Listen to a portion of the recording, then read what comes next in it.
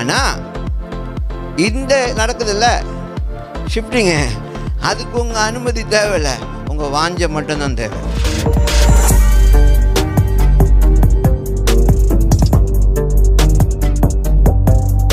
ஏன்னா சமாதானம் வரும்பொழுதுலாம் அது நிச்சயமாக தேவனோட காரியம்தான். எப்போல்லாம் சமாதானம் வருதோ அது நிச்சயமாக தேவனுடைய காரியம்தான். ஏன்னா குழப்பம் எங்கேது தேவன்கிட்டருந்து வராது. ஆமென். குழப்பம் தேவன்கிட்டருந்து வராது. அவர் சமாதானத்தை கொடுத்தாருன்னா அதில் குழப்பம் வராது.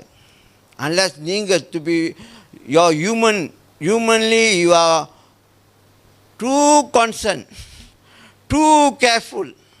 ஆண்டவர் பேசின பிறகும் இல்லை வெயிட் டைம் எடுத்துக்கோ.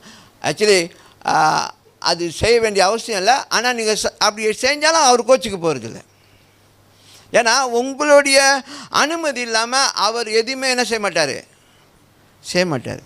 ஆனால் இந்த நடக்குதுல்ல ஷிஃப்டிங்கு, அதுக்கு உங்கள் அனுமதி தேவையில்லை, உங்கள் வாஞ்சை மட்டும்தான் தேவை. அல்லேலூயா. அவர் கேட்க மாட்டார்.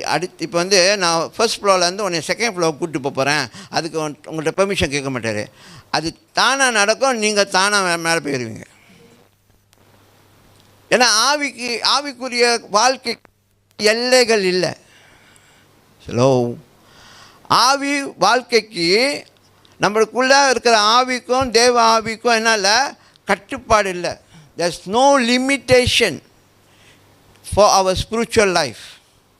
அதனால தான் நேற்று ஆண்டை ஏற்றுக்கிட்ட ஒருத்தவன் ஒரு 5 வருஷம் இருக்கிற கிறிஸ்தவங்களோட இன்னும் சிறப்பாக இருப்பான்.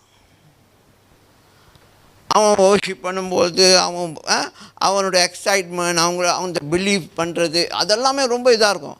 அது பார்க்கும்போது அது இன்க்ரீஸ் ஆகிட்டே இருக்கும். அப்போ ஒரு 5 வருஷம் உள்ளவங்க ரொம்ப பழகி போயிடுச்சு. அதான் மதம். என்னது 5 வருஷம் நம்ம ஆகிட்டோம், நம்மளாம் வளர்ந்துட்டோம். ஆனால் அப்படி இல்லை.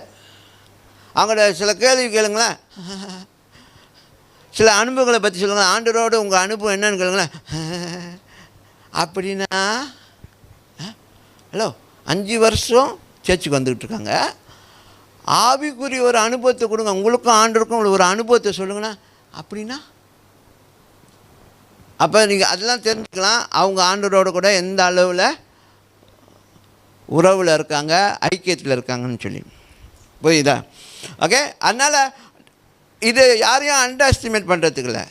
அப்படி ஒரு காரியம் வரும்போது தான் நமக்குள்ளே என்னாகும், ஒரு விழிப்புணர்வு வரும். என்னது, நம்மளும் எழும்பணும், நானும் அதை வாஞ்சிக்கணும், நானும் வளரணும், நானும் இன்னும் ஆண்டவர் குறித்து ரொம்ப தெளிவாக தெரிஞ்சுக்கணும். அப்போ தான் என்னுடைய வாழ்க்கைக்கு வேண்டிய காரியம்லாம் சரியாக நடக்கும்.